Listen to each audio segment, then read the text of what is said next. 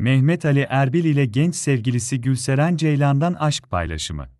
66 yaşında yeniden damat olma hayalleri kuran ünlü şovmen Mehmet Ali Erbil'in genç sevgilisinin pahalı istekleri karşısında bezdiği haberleri geçtiğimiz günlerde gündeme gelmiş. Öyle ki Mehmet Ali Erbil, kendisinden 40 yaş küçük sevgilisi Gülseren Ceylan'ın kendisinden ev istemesiyle ilişkiye nokta koyduğu iddia edilmişti. Ayrılıkları kısa süren Mehmet Ali Erbil ile genç aşkı Gülseren Ceylan son olarak el ele doğa yürüyüşü yaptıkları anları paylaştı.